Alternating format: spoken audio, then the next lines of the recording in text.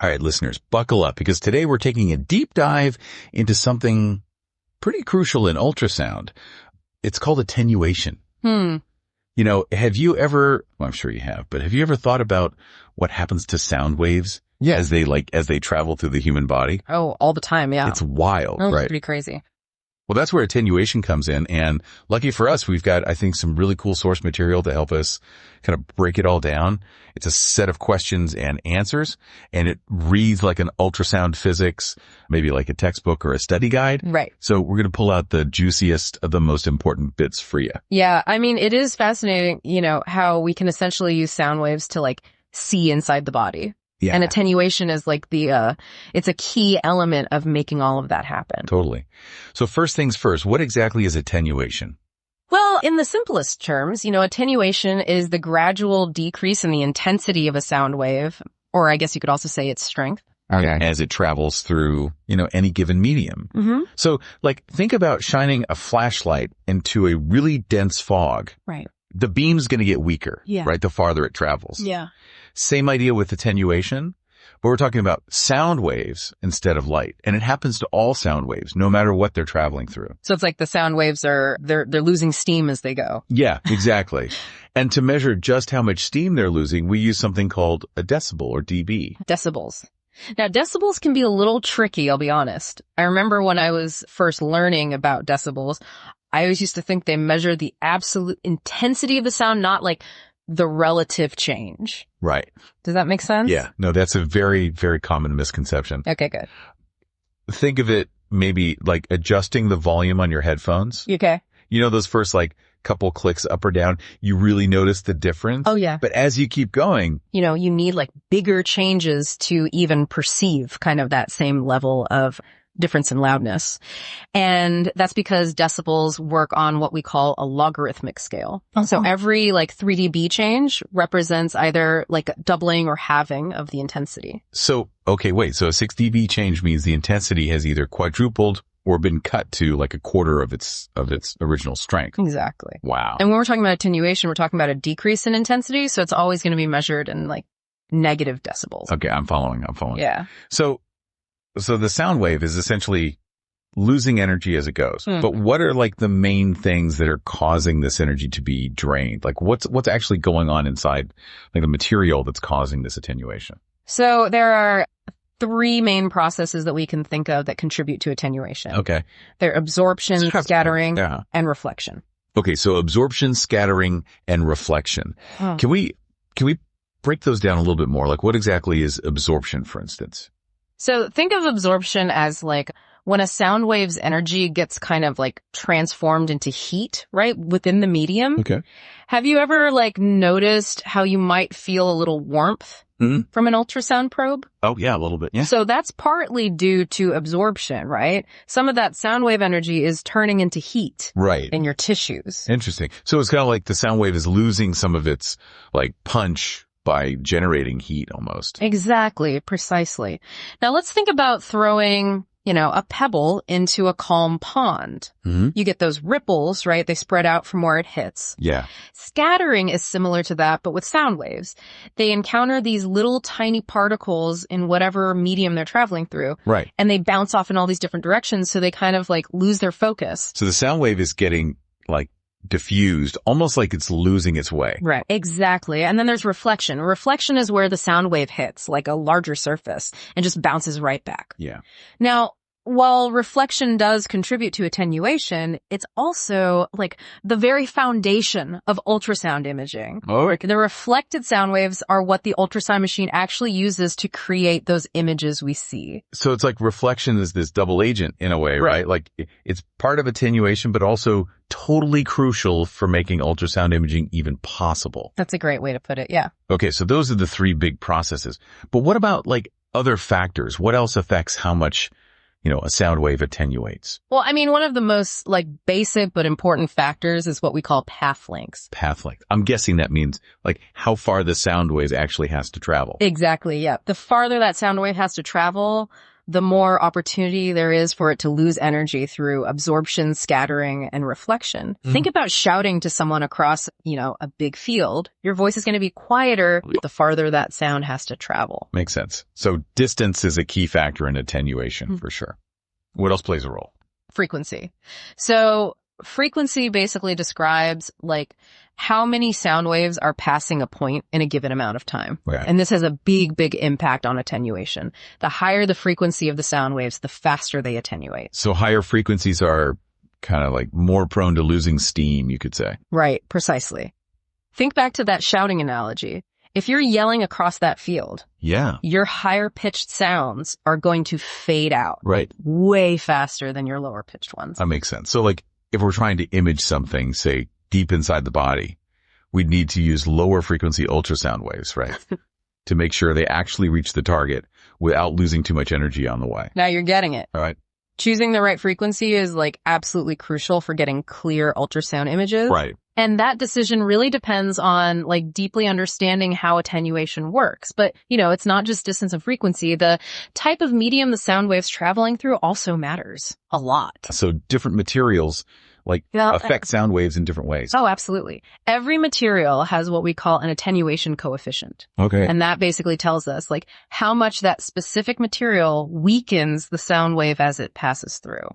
So some materials are energy vampires for sound waves, you could say, while others kind of let them pass through relatively unharmed. Yeah, that's a great way to think about it. For example, bone. Bone has a very high attenuation coefficient. Okay. So it absorbs and scatters sound waves like crazy. That's why ultrasound's not very good at imaging things that are behind bones. Right. The sound waves get attenuated way too much. Yeah. On the flip side, materials like water have very, very low attenuation coefficients. Which is why, ultrasound works so well for, imaging babies in the womb. Because they're surrounded by, the amniotic fluid, which is mostly water. Precisely. That low attenuation coefficient of amniotic fluid is what lets the ultrasound waves travel with, very minimal energy loss. And that's how we get those, clear images of the developing fetus. That's so cool.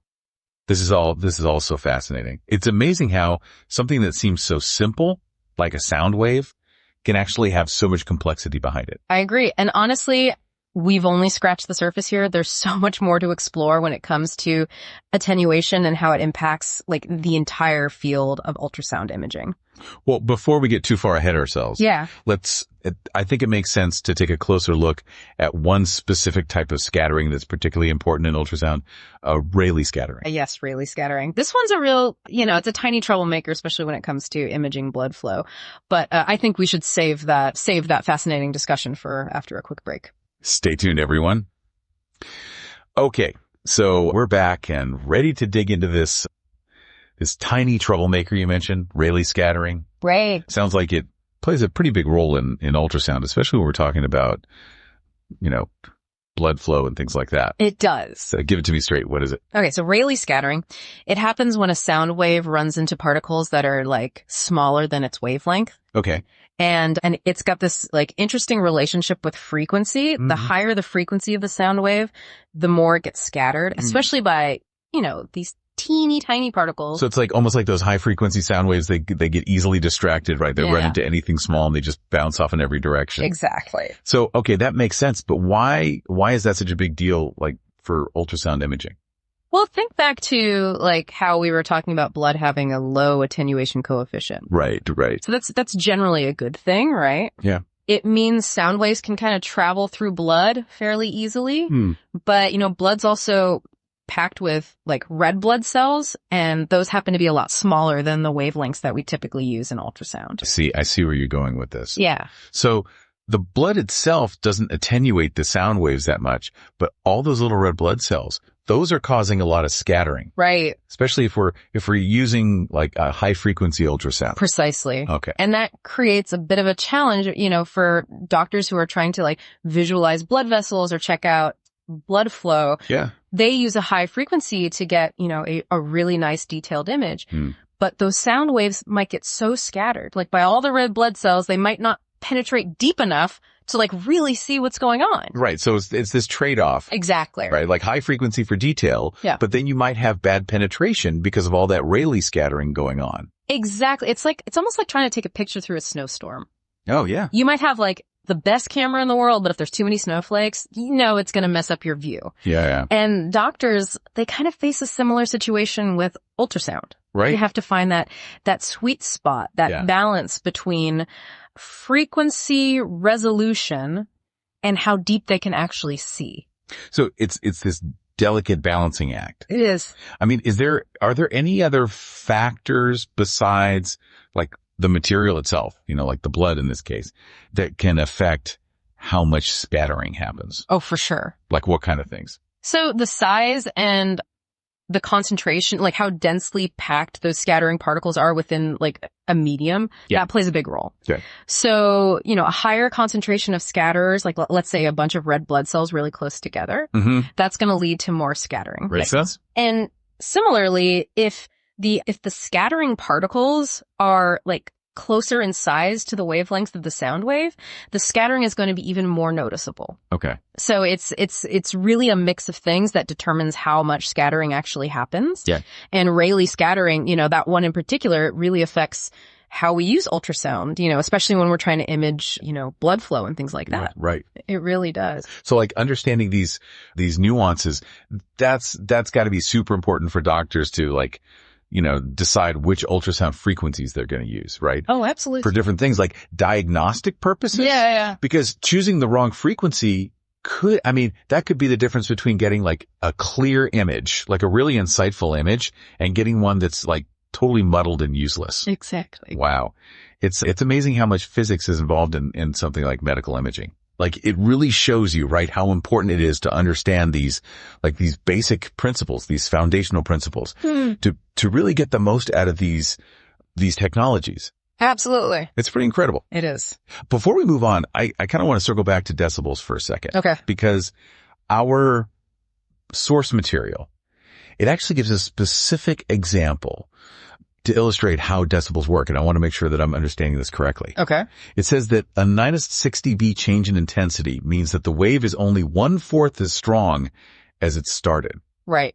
And I'm trying to like wrap my head around that a little bit better. So it goes back to that logarithmic scale idea we were talking about. Remember, every -3 dB change means we're cutting the intensity in half. Right. So a -6 dB change, that means we cut it in half and then we cut it in half again. It's like, you're cutting a pie in half. Yeah. And then you cut one of those halves in half again. You end up with a piece that's 1/4 the size of what you started with. Okay. Yeah. That makes a lot more sense. Yeah. It's not like a straightforward linear decrease, right?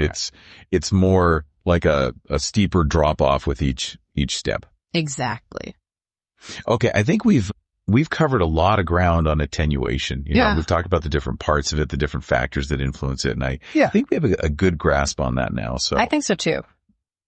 I kind of want to shift gears a little bit now. Okay. And talk more about like some real world applications of all this, like how do they actually use all this knowledge about attenuation to actually make decisions about, ultrasound imaging and the kind of work they're doing? Yeah, that's a great question. And I'm particularly interested in like how they choose the right frequency, for different imaging depths. Like we touched on that a little bit before, but I kind of want to dig a little deeper. Like what are the practical considerations that go into that? Sure. So, we've discussed this. There's always this trade-off, right? Yeah. Between resolution and penetration depth when it comes to ultrasound frequency. Right. Higher frequencies, they give you more detail, but they don't penetrate as deeply, right? Yeah.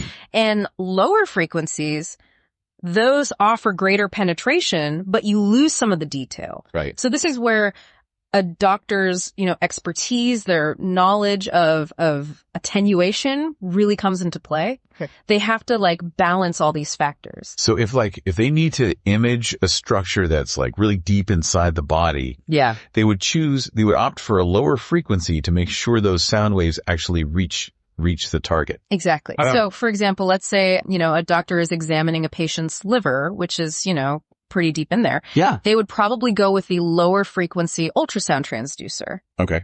That way, they can be sure that the sound waves are going to be able to penetrate through all the tissue that's in the way and reach the liver without being, too attenuated, without losing too much energy. Right. Okay. But what about like situations where they need a really, really detailed image?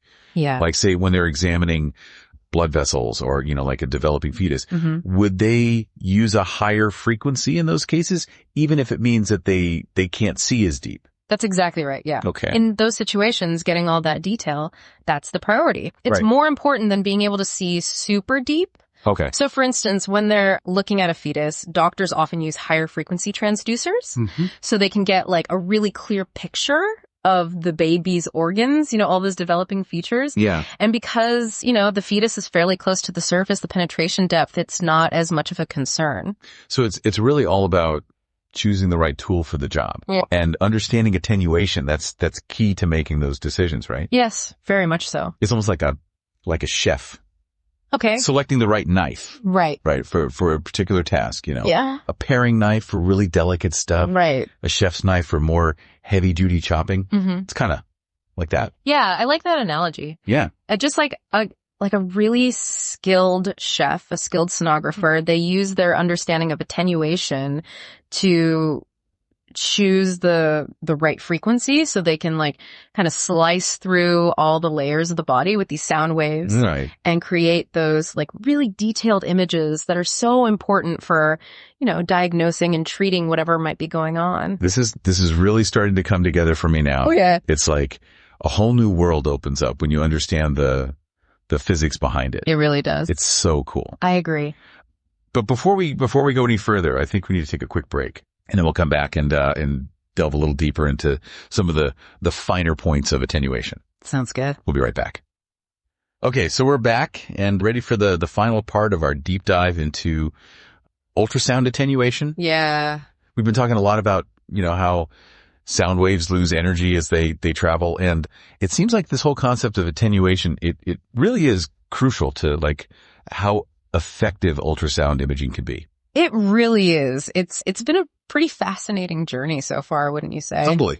I mean, the thing that I find most interesting is how everything's like connected, Right. like the distance those sound waves have to travel, the frequency, what kind of material they're going through. And then those three processes, absorption, scattering, reflection. Yeah. All those things kind of work together to like really shape how sound waves behave. Yeah. It's like this delicate dance almost. Oh, yeah. Where each factor kind of influences the others. And ultimately that determines whether we get like a clear picture of what's going on inside the body. It is. Yeah. It's a delicate dance. And that's what makes this whole field so captivating in my opinion. Yeah. Cool. But before we wrap things up here, Yeah. I want to go back to our source material for a sec. Okay. There was this one concept that I thought was really interesting. Okay. It's this idea that the type of material that a sound wave's traveling through, Yeah. it can actually like dramatically change its attenuation. Oh, right. We were talking about how like different materials have different attenuation coefficients, right? Exactly. So some are like super good at like stopping those sound waves in their tracks. Right. They're like fortresses. Yeah. Like impenetrable fortresses. Yeah. And others are like wide open spaces. Yeah, exactly. Where the sound waves could just like cruise through. Yeah, remember how we were talking about bone and how bone has this really high attenuation coefficient? Right. I mean, that's a huge challenge for ultrasound imaging. Yeah. Like imagine trying to use ultrasound to see through bone. I mean, Right. Good luck. Right. Yeah. It's almost impossible. Bone just, it eats up those sound waves. It absorbs them. It scatters them. Right. Hardly anything gets through. Yeah. It's like trying to listen to a conversation through like a thick concrete wall, Exactly. You're not going to hear much. Not a thing. And that's why ultrasound's not the ideal tool for trying to image structures that are behind bone, right? Right. But then you have materials like water, which have a super low attenuation coefficient. Right. And that's one of the big reasons why ultrasound works so well for, like looking at babies in the womb. Right. That amniotic fluid, it's mostly water. It lets those sound waves travel through with almost no energy loss. It's amazing to think that like something as simple as what the material is, like what it's made of, I know. can have such a huge effect on on how these sound waves behave. Yeah. It really does underscore, right, how important it is to understand these core principles. Mm-hmm. If we want to really use ultrasound technology effectively. 100%. And it's not even just about like understanding each principle on its own. You know, it's also about like seeing how they all fit together in real life situations, you know? Right. Yeah. Like how it all plays out. Yeah. Like, for example, knowing about those attenuation coefficients, that helps doctors choose, you know, what ultrasound frequency to use depending on how deep they need to see. Right. If they need to see something deep, they're going to go with a lower frequency, right? Right. To make sure those waves can get in there without being, you know, totally absorbed or scattered on the way. But if they need a super detailed image of something that's, you know, closer to the surface, they might choose a higher frequency, even though that means they won't be able to see as deep. Right. So it's all about like, you know, making those smart choices based on what they need to see. It's like a puzzle, right? Yeah. Like all these pieces, they all fit together to create this whole picture. Yeah. And you have to understand how each piece works if you want to solve the puzzle. Absolutely. Couldn't have said it better myself. Mm-hmm. Now, before we let our listeners go, I want to leave them with something to think about. Okay. We've been, you know, laser focused on sound waves and ultrasound. Yeah. But this whole thing with attenuation, it's not just limited to sound. Right. This happens with all kinds of waves. Really? Oh yeah, like light waves, radio waves, even those, you know, those seismic waves that travel through the earth. Oh, no, I didn't realize that. Yeah. Okay, so here's a challenge for all of you listening out there. Think about those other types of waves and how attenuation might, you know, affect how they behave. Right. Like how does it change the way we use light for, you know, communication, for example? Right. Or how do radio waves manage to travel like super long distances? And could understanding attenuation actually help us like understand the data we get from seismic waves, you know, the ones that we use to study what's going on deep inside the earth? That's a great point. I mean, it really is a fascinating thing to think about. And it just goes to show you how like all these different scientific principles, they're all connected in really interesting ways. Totally. It's like a web. Yeah. A web of knowledge. Yeah. Well, that's all the time we have for today, folks. But, you know, the learning never stops. Keep those minds curious and we'll catch you on our next deep dive.